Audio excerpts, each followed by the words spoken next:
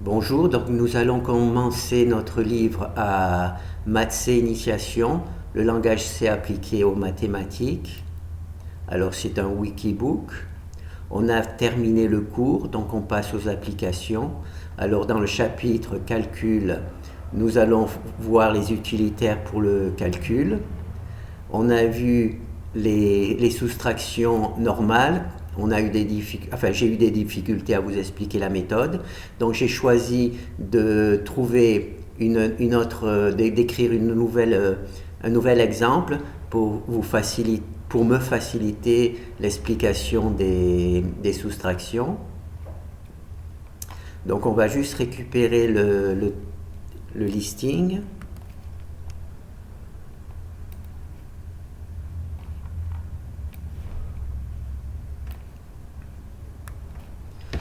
Ah, pas de chance.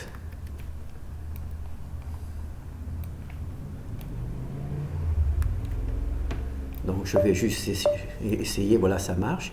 Donc dans la vidéo précédente, je vous ai montré comment je me prends pour faire ce type d'addition.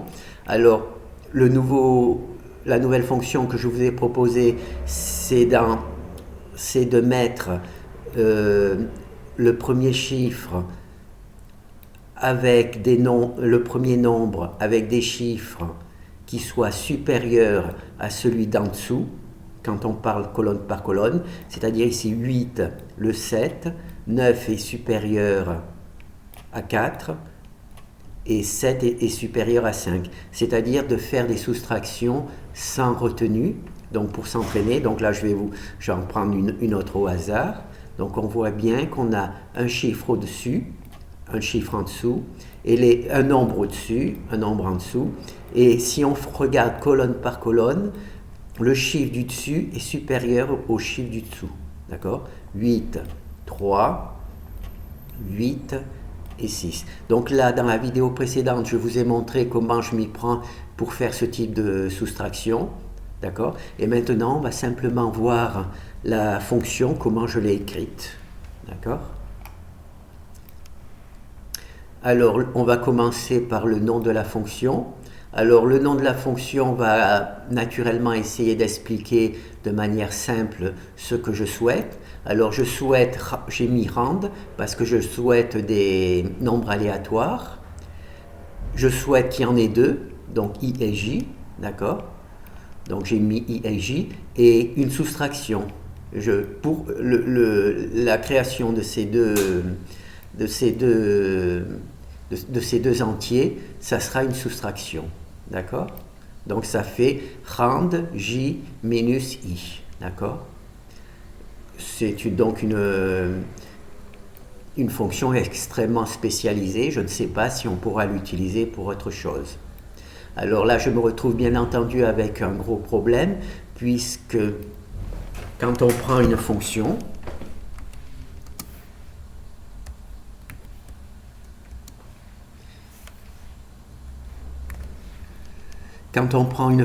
on sait qu'il ne peut y avoir qu'une seule sortie. Si j'ai la fonction f, je ne peux avoir qu'une seule sortie. Je ne peux pas avoir une fonction avec x, y et z. Ce n'est pas possible. D'accord? Que ça soit peut-être en mathématiques ou en n'importe quel ou en langage C, ce n'est pas possible. Donc alors, pour trouver la solution à ce problème, je vais essayer de trouver une manière de faire une seule sortie, exactement comme le langage C le veut, simplement avec deux variables. Donc pour ça, j'ai donc créé une structure, d'accord? XY. Ben, je vais remplacer XY par IJ. Voilà. Donc, comme je me trouvais dans une difficulté pour sortir deux variables d'une fonction, puisqu'on n'en a tout simplement pas le droit, j'ai donc basculé de la sortie d'entier à deux entiers à une structure. Une structure, c'est unique. D'accord? Même s'il y a ce qu'il y a à l'intérieur n'a aucune importance, ce qui compte, c'est que ma fonction ne sort qu'une seule chose qui est une structure. Je crois que les structures peuvent avoir jusqu'à 120 éléments différents. Bon, enfin, ça sera pour truc. Donc nous, on n'en a besoin que de 2, donc il n'y a pas de souci. Alors maintenant, ce que je vais faire, je vais vous montrer la structure que j'ai créée. Ah oui, est-ce que j'ai parlé? Oui, le nom. Alors, dans un premier temps, ce que j'avais voulu mettre, c'est J en majuscule. Je voulais mettre J en majuscule simplement pour matérialiser le fait que tous les chiffres de J sont supérieurs au chiffre de I. Puis après, je me suis dit, ça risque de compliquer, donc je ne l'ai pas fait.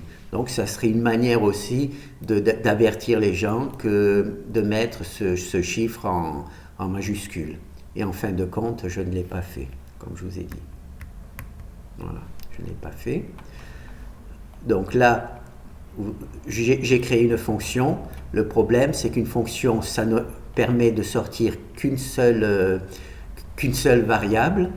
Et moi, j'en ai besoin de 2. J'ai besoin J2. Donc, j'ai créé une structure.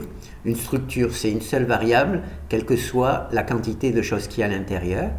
Donc là, j'ai créé une structure. Alors là, c'est le tag dev structure. Donc, c'est la manière dont, en langage C, on crée une structure. Ensuite, on met 2 parenthèses et on met les choses que l'on veut à l'intérieur de la structure. Donc, moi, c'est 2 entiers, I et J. D'accord ? Et là, j'ai donc appelé cette nouvelle structure que j'ai créée, structure IJ. Je pense maintenant que j'aurais mieux fait d'utiliser ça. D'accord? Parce que de cette manière, les deux choses sont standards. Là, j'ai rajouté un mot, structure, qui n'est pas très intelligent. D'accord? Peut-être même que je devrais le faire. Allez, je le fais. Tant pis. Il faudra que je corrige après, mais voilà. Donc, autant utiliser un mot qui existe déjà, et en plus, ça permettra de se rappeler le truc. D'accord? Donc là, j'ai une structure. Qu'est-ce qu'il y a dans cette structure? I et J. D'accord? Comme ça, eh ben, c'est ce qu'il y a de plus simple. Naturellement, maintenant, quand je vais compiler, le programme va planter puisque j'ai changé le nom du truc. Donc là, je corrige déjà dans les trucs. Alors en plus, là, c'est bon, je vais pouvoir corriger. Donc là, j'ai ma nouvelle structure. D'accord? J'ai choisi ce nouveau nom, hein, structure JJ et structure Lulu. Donc, il y a mon nom de fonction. D'accord? Là, il n'y a pas d'entrée dans cette fonction puisque I et J ne sont pas encore créés, donc c'est void. Et là, il sort une structure. D'accord? Je n'ai pas le droit de sortir de nombres I et J, mais j'ai le droit de sortir une structure. Et ce qu'il y a dans la structure, eh ben, c'est ce que je souhaite mettre. Et là, c'était I et J. D'accord? Alors ensuite, il faut initialiser toujours les valeurs de la structure. Donc là, pour initialiser une structure, on met simplement ici des accolades avec les valeurs que l'on souhaite. Donc là, j'ai mis 2 fois 0. Et je vais, comme j'ai fait une petite correction, je regarde s'il n'y a pas d'autre structure. Non. Donc là, je sauve. D'accord. Et là, je vais réparer voilà, vous voyez là, j'ai fait une petite erreur. Enfin, c'est pas vraiment une petite erreur, c'est juste que pourquoi inventer le mot structure alors qu'il est déjà fourni par le langage C, donc autant utiliser le même. En plus, ça permettra donc maintenant, on va voir si ça marche. D'accord. Voilà, donc ça marche toujours très bien. Il faut toujours faire au moins une centaine d'exemples, comme ça on est sûr que ça ne bloque pas. Ça permet de vérifier déjà qu'il y a toujours 4 nombres en haut et 3 nombres en dessous, mais c'est juste ça par ma manière à moi de faire. Donc là, on a travaillé sur le nom de la fonction. Il est déclaré avec, voilà, pardon. Donc je déclare une structure que j'appelle value, hein, valeur pour I et U, d'accord. J'aurais pu marquer valeur de I et U, de I et J. J'aurais pu appeler ça valeur de I et J, par exemple. Justement, c'était pas une mauvaise idée puisque ça correspond à un truc, donc valeur de I et J. Mais je vais essayer de garder ça, d'accord. Je corrige, hein. Valeur de J et J, donc valeur, non, vous voyez, là ça vaut pas le coup. Bon, donc je retire ce que j'ai dit, je vais la truc. Donc là j'ai écrit une structure de type structure IJ, d'accord, que j'ai initialisée à 0, d'accord, pour être sûr qu'elle soit bien propre, d'accord. Il me semble que j'ai, donc oui, et cette structure ressort ici en return. C'est pour ça qu'ici il y a une structure de type IJ et là il y a une comment ça s'appelle, une structure, voilà, value, c'est une structure de type IJ, d'accord. C'est ici qu'elle est déclarée, d'accord. Donc là pour le nom c'est bon, hein. Alors void parce qu'il n'y a pas d'entrée, structure IJ parce qu'il y a une sortie qui est une structure, et là le nom rand IJ c'est pour expliquer à quoi sert cette fonction. Donc, et là return value, vous avez vu que c'était une structure de type IJ. Donc là j'ai créé ma structure de type IJ et je l'ai initialisée. Ensuite là il y a les variables dont on va voir à quoi elles servent. Alors pour créer, j'ai voulu faire le fait que, bon, on va quand même tester avant. J'ai bien changé les values, oui. Il faut que, donc on sauve tout, donc il n'y a pas annulé. Oui, donc je vérifie parce qu'à chaque fois il faut vérifier qu'on n'a pas fait de bêtises. Donc là c'est bon. Ah oui. Donc ce que je souhaitais c'est de pouvoir faire. Donc là je vais mettre 2.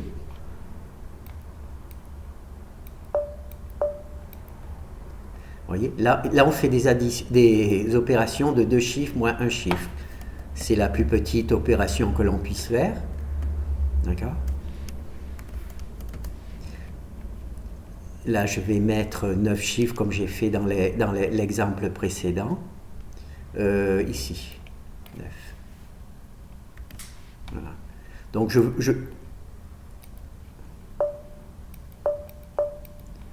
voilà. Et donc là, on a 9 chiffres, moins 8 chiffres. Donc, je voulais que ça soit faire uniquement l'exemple à partir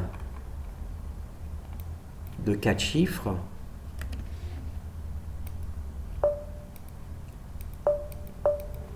Faire uniquement l'exemple à partir de 4 chiffres, ça aurait été un peu triste puisque pour certains d'entre vous, ça sera trop, le chiffre est trop long.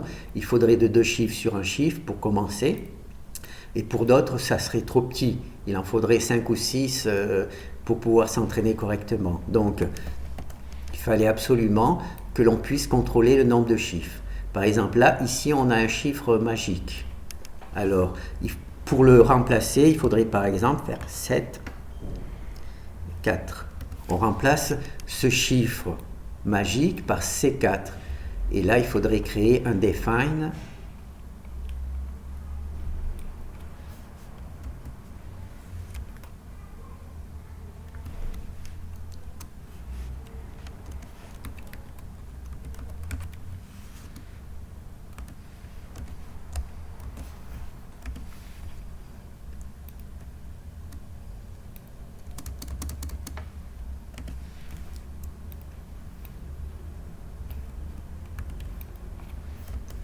Voilà. Alors, quelle est la différence entre... Où c'est quelle est ma fonction? Voilà. Quelle est la différence entre 4 et C4? Et bien, la différence, c'est que C, on sait que c'est de colonnes, donc on sait qu'on va créer un chiffre de 4 colonnes. D'accord? Et là, donc, on met C1 de la première colonne. Voilà. Donc, là, si on remplace, là, comme je vous ai dit, il faut éviter les chiffres magiques. Donc là, on remplace 1 et 4 par C1 et C4. Ça veut dire N colonnes. La première colonne, c'est la C1, et la dernière colonne, c'est la C4. D'accord? Donc on va réparer là aussi.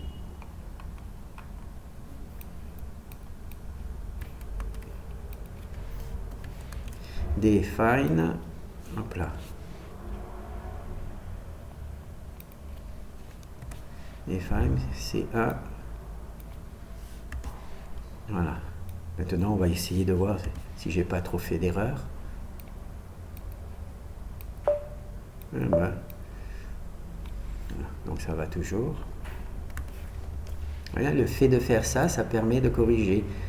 Donc on remplace des nombres magiques par des nombres, par des constantes qui correspondent à quelque chose que l'on est capable de lire. Par exemple, dès qu'on attaquera l'algèbre linéaire, on utilisera C1 pour une matrice de une colonne, C2 pour une matrice de 2 colonnes, et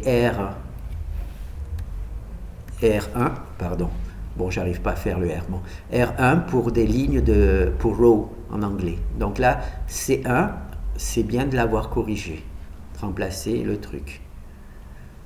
Bon, est-ce qu'il y a quelque chose? Donc là, pour pouvoir naturellement, pour vous proposer différentes, comment ça s'appelle, différents types de soustraction, plus petites pour ceux qui ont des difficultés, plus grandes pour ceux qui ont des facilités. J'ai donc écrit l'ensemble du code dans une boucle for. Et on va voir ici, par exemple, ici c'est la valeur qui va être, comment dire,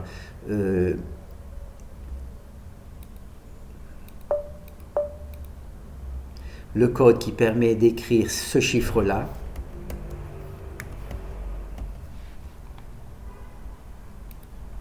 C'est cette code-là. Si je fais,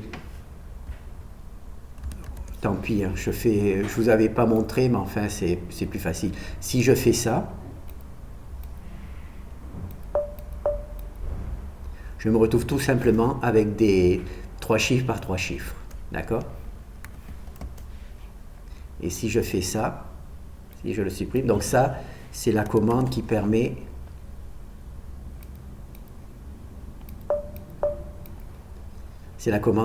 de rajouter ce nombre-là. D'accord? Bon, on va la faire tout de suite, vous voyez. Alors, en sortant de la boucle, j'ai 2 chiffres. Bon, là, comme on va parler il y a la boucle, il y a 4 colonnes, donc malheureusement, c'est ennuyeux de dire, mais il n'y a que 3 colonnes dans ma sortie de chiffres, d'accord? Il aurait fallu que je mette égal, là aussi. Bon, tant pis, pour l'instant, on ne va pas aller aussi loin. Donc, là, non, il faut que je le mette inférieur ou égal à 3. Non, parce que sinon, la logique n'est pas bonne. Moi, je voulais 4 chiffres en haut, et j'ai pas pensé que la boucle for, en fait, elle faisait que 3 chiffres, et que le 4e sortait de la boucle. Mais si je mets ça, d'accord, avec ces 4, eh ben on va penser que la boucle fait 4 chiffres. Donc du point de vue présentation, c'est pas bon. Donc là, on va mettre 3 et 3. Alors, on va réessayer. Voilà, donc là, c'est toujours la boucle for fait ces 2 nombres, et le 4 qui est là est effectué par la ligne que je vous ai présentée tout à l'heure. Par la ligne que je vous ai présentée tout à l'heure. D'accord? C'est cette ligne-là. D'accord? Donc, alors dans la boucle for, comment ça marche? Alors, on commence tout simplement par créer deux entiers aléatoires entre 1 et 9. Nous rappelons que la fonction RPI, c'est-à-dire random positive integer, elle propose un nombre aléatoire positif et en tant qu'entier. Et là, elle propose un nombre entre 1 et 9. Ça, on l'a vu dans les vidéos précédentes. Donc là, on va proposer deux nombres aléatoires entre 1 et 9. D'accord? Et là, on va simplement vérifier que T2 soit supérieur à T1. Où T2, c'est TI. J'aurais pu, par exemple, ici, à la place de TE, j'aurais pu mettre TJ.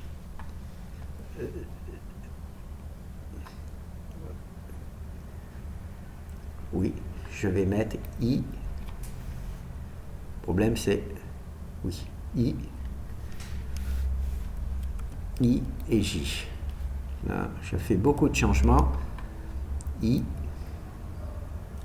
et J. C'est risqué parce que... Donc là, J doit être supérieur à I. D'accord? Et si c'est J est supérieur à I, donc ça c'est bon. I, J.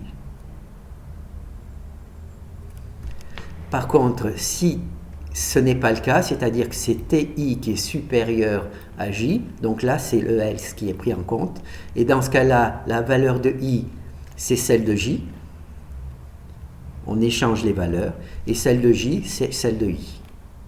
J'avais peur que le fait de faire I est égal à TJ et J est égal à TI, de complexifier le problème. Mais en fait, ça le simplifie, puisqu'on voit que si TJ est supérieur à I, donc I est initialisé par TI, et J est initialisé par TJ.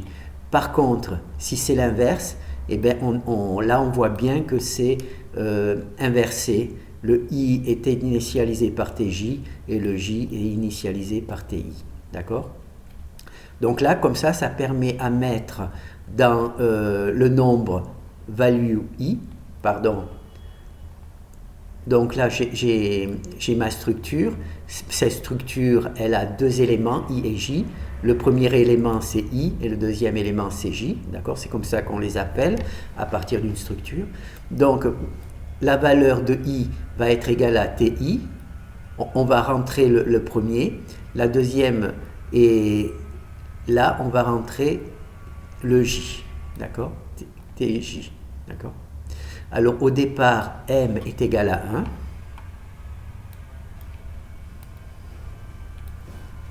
1. Alors, I.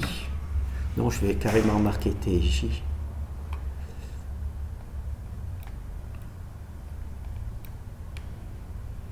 Bon, on va voir si on peut.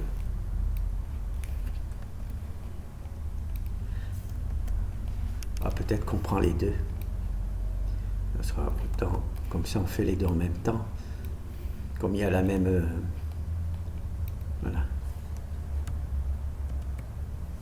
Donc, alors, au départ, M est égal à 1. D'accord? Donc, ça va donner...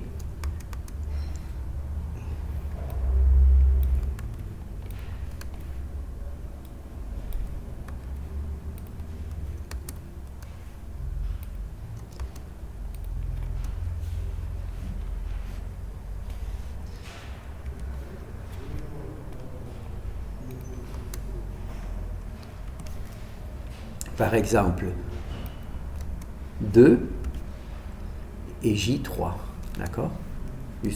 Juste au-dessus, d'accord? Au deuxième passage, là, vous vous rappelez, c'est la valeur I plus cette valeur, d'accord? Donc au départ, on obtient ça. D'accord? Alors au deuxième passage, on voit que m est multiplié par 10. D'accord? Alors là, on va m, c'est 10. Deuxième passage. D'accord? Donc, ti, on va dire que c'est aussi 2.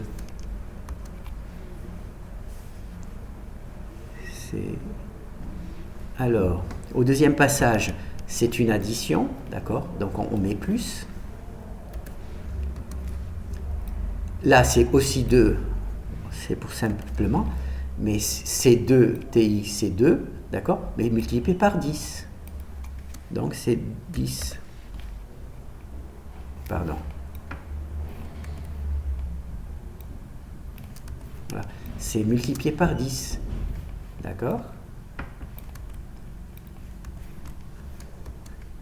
Et là, il faut que ça soit plus gros, donc on fait 3. On fait toujours 3. Pour simplifier. Hein. Au troisième passage,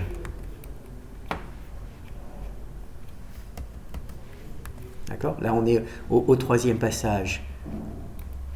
M est de nouveau multiplié par 10. Donc, ce n'est plus 10, mais 100. D'accord?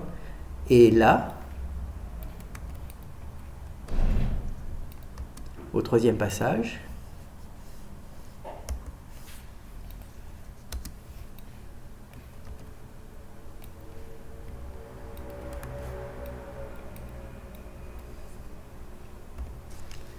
au troisième passage, on obtient ça, et ainsi de suite jusqu'au quatrième, et là, quand on fait l'addition de ça, bon, on va le mettre ici, quand on fait l'addition de ça, on a 2, 2, 2. Et quand on fait l'addition du dessous, on a 3, 3, 3. D'accord? 3 plus 30 plus 300, ça fait 333. D'accord? C'est comme ça qu'on arrive à contrôler tous les chiffres d'un nombre. Ce n'est pas comme ça qu'on arrive à contrôler tous les chiffres d'un nombre, c'est comme ça que j'ai contrôlé tous les chiffres d'un nombre. Il existe peut-être d'autres méthodes, mais je n'ai pas trop réfléchi. Donc, c'est comme ça, donc il faut que vous revoyiez. On commence par value, on multiplie par 1, puis on multiplie par 10, puis on multiplie par 100. Et normalement, le quatrième, c'est multiplié par 1000. Et comme ça, petit à petit, on arrive à... Ah non, puisque c'était une boucle de... Non, c'est une boucle de 3. On a fait une boucle...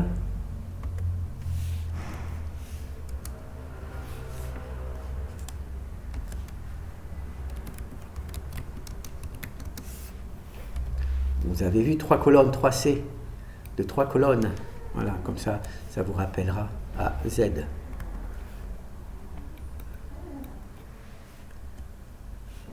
Non. Voilà, comme ça vous rappellera que les 3C, c'est des colonnes. Donc là, on a fait une colonne de 3. D'accord? Là, on a fait comme ça notre colonne de 3. Et ensuite, il y a la partie que l'on avait déjà vue tout à l'heure, qui indique ici, qui rajoute ce petit code, qui exactement la même chose, il la rajoute, hein, c'est-à-dire que la M, il est de nouveau multiplié par 10, d'accord? Donc la M, il devient 1000, mais uniquement pour J, d'accord? Puisque ça doit être J qui doit être plus grand que l'autre. Et là, on a RTI, si c'est... comment ça s'appelle? C'était ici, donc 33. Non, là, ça donne un nombre 3, toujours. D'accord? D'accord? Il donne le nombre 3. Et donc, on a ce résultat-là.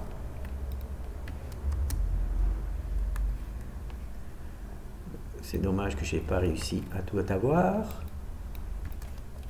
Donc, plus 3000. Ça, c'est 3000. Ça fait 3000. Voilà. Et donc 3000 plus 300, ça nous fait 3300. Allez, le égal. Voilà, 3000. Là, je le mets devant hein, pour bien suivre le truc. Voilà, 3300. D'accord, grâce à celui-là. Donc ça, c'est la dernière ligne. D'accord.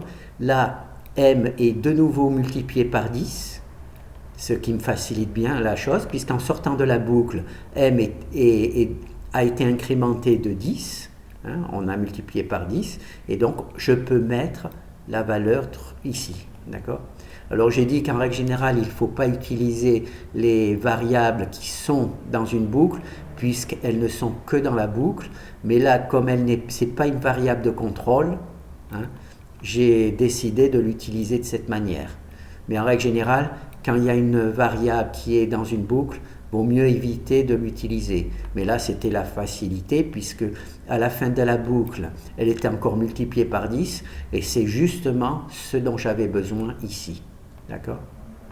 Donc, une boucle for qui contrôle les colonnes de la première à la troisième.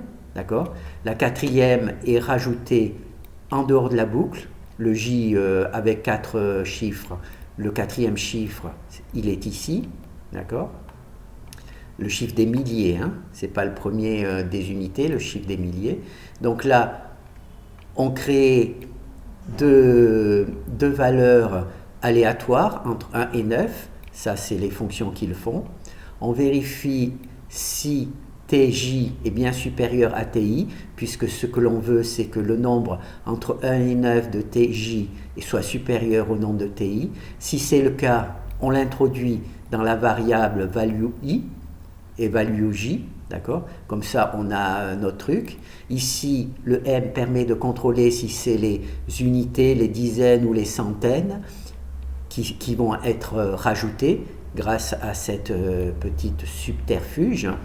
Et là, si par hasard cette valeur, il arrive que ce n'est pas TJ qui est supérieur à TI, mais que ça soit TI, l'inverse, qui est supérieur à TJ, dans ce cas-là, on fait simplement l'inverse. D'accord? Donc ça, c'est l'algorithme que j'ai utilisé pour faire le travail. Donc là, il y a beaucoup de choses qui ont été changées. Donc je ne sais pas, je vais sauver et voir si ça remarche. Ah ben, j'ai de la chance. J'ai de la chance, on va quand même faire plusieurs exemples, oui. C'est bon, ça a l'air de fonctionner. Donc là, je pense que j'ai fait vraiment une vidéo assez longue. Je ne sais pas si elle va passer sur YouTube. Alors, on a créé donc une fonction. Comme cette fonction devait sortir deux variables, je l'ai transformé ces deux variables à une structure pour qu'il ne sorte qu'une seule variable qui est une structure. Et là, les structures, on l'a vu, c'est cette structure qui s'appelle IJ. Voilà. Cette structure, j'ai créé, la fonction n'a pas d'entrée puisqu'il y a on ne connaît pas au départ la valeur de I et de J, donc c'est void. Alors j'ai créé une structure value, d'accord? Et ensuite j'ai créé une boucle qui va former 3 colonnes parce que je veux faire des soustractions de 4 chiffres sur 3 chiffres. Donc il va commencer par créer les 3 chiffres de I et de J. Et ensuite, eh ben, j'ai rajouté une ligne supplémentaire. Donc le téléphone indique qu'il faut couper la vidéo. Merci.